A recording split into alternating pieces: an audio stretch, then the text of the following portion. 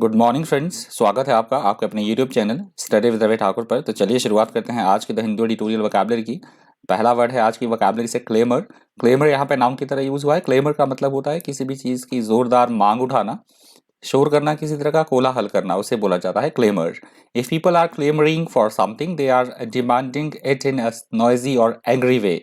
Synonyms आप देख सकते हैं and hue and cry, uproar, din और आउटक्राई। डिन हमने पिछले कल ही डिस्कस किया है, यदि आपको याद हो वर्ड ये डिन। सिनोनिम्स है पीस, एंटोनिम्स है इसके पीस, कामनेस, साइलेंस और क्वाइट। एग्जाम्पल देख लीजिए, the public are clamouring for an answer to all these questions. तो जो आम जनसाधारण जो जनता थी वो किसी प्रकार के कोई प्रश्न थे उनका सबका जवाब मांगने के लिए वो शोर कर रहे थे, वो प्रयास कर रही थी जनता।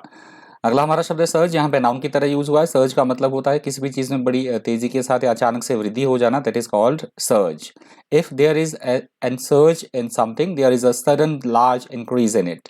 सिनोनिम्स है अपसर्ज, राइज, इंक्रीज और ग्रोथ। एंटोनिम्स है कॉन्ट्रैक्ट, डिक्लाइन, डिक्रीज और अबेटमेंट। एग्जाम्पल देख लीजिए, the surge in oil prices. तो ऑयल प्राइसेस में अचानक वृद्धि की बात कही गई है। नेक्स्ट हमारा वर्ड है रिटरेटेड। यहाँ पे वर्ब की तरह यूज हुआ है। रिटरेटेड का मतलब होता है किसी भी चीज को बार बार कहना, दोहराना किसी चीज को बार बार, that is called reiterated. If you reiterate something you say it again, usually in order to emphasise it. Synonyms है रीअफर्म्ड, रिपीटेड, रीस्टेटेड, रिन्यूड।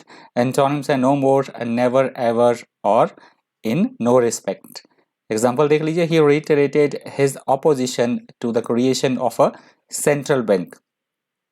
किसी व्यक्ति की बात हो रही है कि उसने बार बार विपक्ष को बोला एक सेंट्रल बैंक की स्थापना करने के लिए, सेंट्रल बैंक खोलने के लिए उसने बार बार जोर दिया, बार बार दोहराई उसने ये बात कि सेंट्रल बैंक खोला जाना चाहिए। अगला हमारा शब्द है सीवियर। यहाँ पे एडजेक्टिव की तरह यूज हुआ है। सीवियर का मतलब होता है ऐसी कोई स्थिति जो बेहद कष्ट पहुंचाने वाली हो, गंभीर हो, कठोर हो, उसे बोला जाता है सीवियर।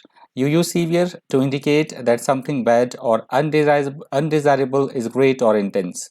सिनोनिम्स है हार्श, सीरियस, हार्ड और टफ। एंटोनिम्स है काम, माइल्ड, काइंड और पीसफुल। एग्जाम्पल देख लीजिए, such terrible crimes deserve the severest punishment. तो किसी क्राइम की बात हो रही है कि इस तरह के जो टेरिबल क्राइम्स हैं ये कड़ी से कड़ी सजा जो है वो डिजर्व करते हैं, इनके लिए कड़ी से कड़ी सजा दी जानी चाहिए। अगला हमारा शब्द है वनरेबल। यहाँ पे एडजेक्टिव की तरह यूज हुआ है। वनरेबल का मतलब होता है ऐसी कोई चीज या ऐसा कोई व्यक्ति, ऐसी कोई भी बात जो बहुत ही संवेदनशील हो, जिसे इजिली हर्ट किया जा सके फिजिकली या emotionally, mentally, that is called vulnerable. बहुत ज्यादा नाजुक होना, कमजोर होना, अति संवेदनशील होना।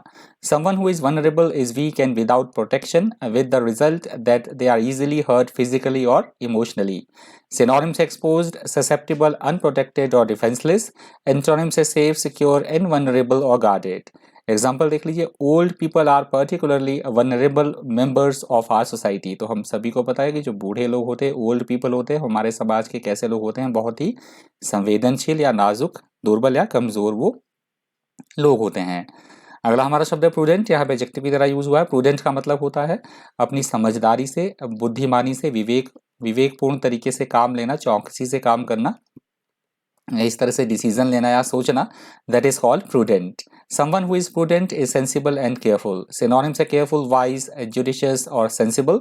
एंटोनिम्स है इम्प्रूडेंट, फॉलिश, केयरलेस और वेस्टफुल। एग्जाम्पल देख लीजिए, it is clearly prudent to take all precautions. कि ये बहुत ही समझदारी वाली बात थी कि जो जितनी प्रिकॉशंस ली जानी चाहिए थी वो ली जाए, तो ये इसमें बहुत ही ज़्यादा समझदारी थी। अगला हमारा शब्द है एंटेंगल्ड। दूसरा एडिटोरियल भी शुरू हो रहा है, आप देख लीजिएगा हेडिंग।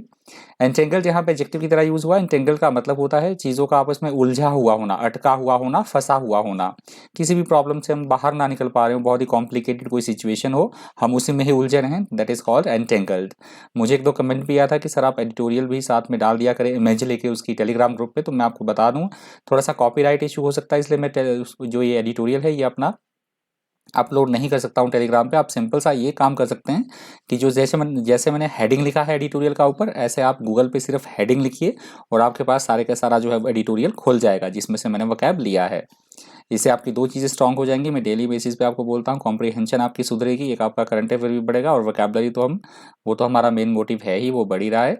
तो आप सिंपल जो मैंने हेडिंग लिखा है ऊपर, ये गूगल पे आप सर्च कीजिए और आपको पूरा का पूरा जो एडिटोरियल है वो मिल जाएगा द हिंदू का। मैं अपलोड करता हूँ, मैं भी अपलोड कर सकता हूँ, पर उससे कॉपीराइट इशू हो सकता है, टेलीग्राम ग्रुप बंद भी हो सकता है उससे, इसी कारण मैं वो नहीं अपलोड कर पाऊंगा। सिनोनिम्स आप देख सकते हैं टेंगल्ड, एम्ब्रॉयल्ड, इन्वॉल्व और complicated. Antonyms free, untangled, distinct और डिवॉइडेड। एग्जाम्पल देख लीजिए, this case was bound to get entangled in international politics. किसी तरह के केस की बात हो रही है कि जो केस है ये मतलब इंटरनेशनल जो पॉलिटिक्स है उसमें उसके साथ ये उलझा हुआ है, मतलब हाई प्रोफाइल कोई केस है जो उलझा हुआ है, जिसकी गुत्थी अभी तक सुलझ नहीं पाई है। अगला हमारा शब्द है इनडिफेंसिबल। इनडिफेंसिबल यहाँ पे एडजेक्टिव की तरह यूज हुआ है। इनडिफेंसिबल का मतलब होता है ऐसी कोई बात जो कि बिल्कुल अन्याय संगत हो और समर्थनीय हो, जिसका समर्थन ना किया जा सके, जो अन्याय संगत हो, उसे बोला जाता है इनडिफेंसिबल। If you say that a statement, action, or idea is indefensible, you mean that it cannot be justified or supported because it is completely wrong or unacceptable. Synonyms आप देख सकते हैं माफ कीजिएगा, unjustifiable, untenable, inexcusable और insupportable. Example है defensible, reasonable, excusable और justifiable.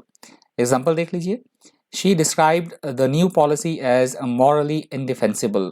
किसी महिला की बात हो रही है कि जो किसी तरह की कोई न्यू पॉलिसी थी, नई योजना थी, उसने उसको न्याय संगत करार दिया। अगला हमारा शब्द है फियर्सली। यहाँ पे एडवर्ब की तरह यूज हुआ है। फियर्सली का मतलब होता है हम किसी चीज की प्रचंडता हम दिखाना चाह रहे हैं। प्रचंडता, भयंकर कितनी है कोई चीज, उग्रता के साथ या निष्ठुरता से, उसे बोला जाता है fiercely. In an emotionally fierce manner. Synonyms आप देख सकते हैं फेरोशियसली, वेहेमेंटली, वाइडली और violently. Antonyms calmly, little, barely और बेट। एग्जाम्पल देख लीजिए, she was fiercely proud of her children. किसी महिला की बात हो रही है कि उसे अपने बच्चों पर बहुत ही ज़्यादा उसे भरोसा है, उसे गर्व है, अपना प्रचंड तरीके से उसे जो है अपने बच्चों पर गर्व है, वो प्राउड फील करती है।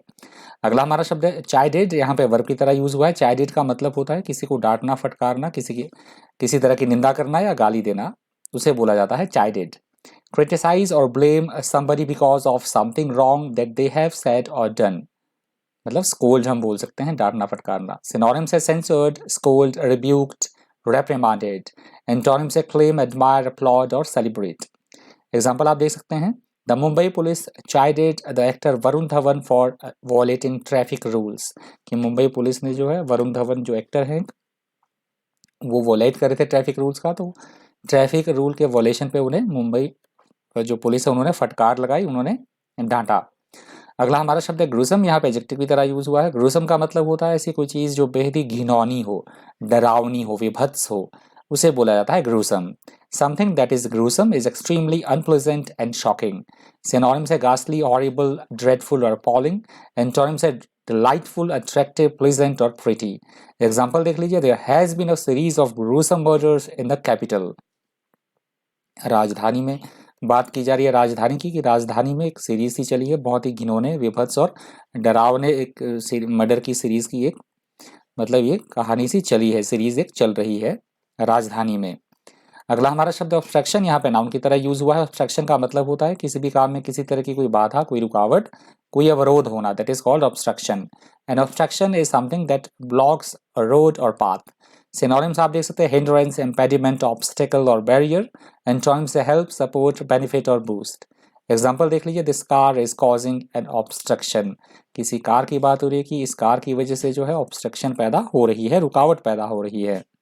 अगला हमारा शब्द है अप्रीहेंशन। यहाँ पे नाउन की तरह यूज हुआ है। अप्रीहेंशन का मतलब दो तीन तरीके से हम समझ सकते हैं। एप्रीहेंशन का मतलब एडिटोरियल में लिया गया है गिरफ्तारी की सेंस में। अदरवाइज एप्रीहेंशन का यूज हम भय, डर या किसी तरह की कोई आशंका, उस कंटेक्स्ट में भी इसका यूज हम कर सकते हैं। Apprehension is a feeling of fear that something bad may happen. Synonyms anxiety, fear, worry और ट्रेपिडेशन। एंटोनिम्स है कॉन्फिडेंस, कामनेस, ईज और पीस। एग्जाम्पल देख लीजिए, it reflects real anger and apprehension about the future. किसी चीज़ की बात हो रही है कि यह भविष्य के प्रति बहुत ही हमारी भय, डर और आशंका जो है वो पैदा कर रहा है। एप्रीहेंशन का एडिटोरियल में यूज किया गया है गिरफ्तारी की सेंस में, ध्यान रखिएगा। ये वर्ड आज के द हिंदू एडिटोरियल वोकैबुलरी का अंतिम शब्द था। इस वीडियो में इतना ही। इसी तरह के इन्फॉर्मेटिव वीडियोस के लिए बने रहिए चैनल पर। Thank you, thanks for watching.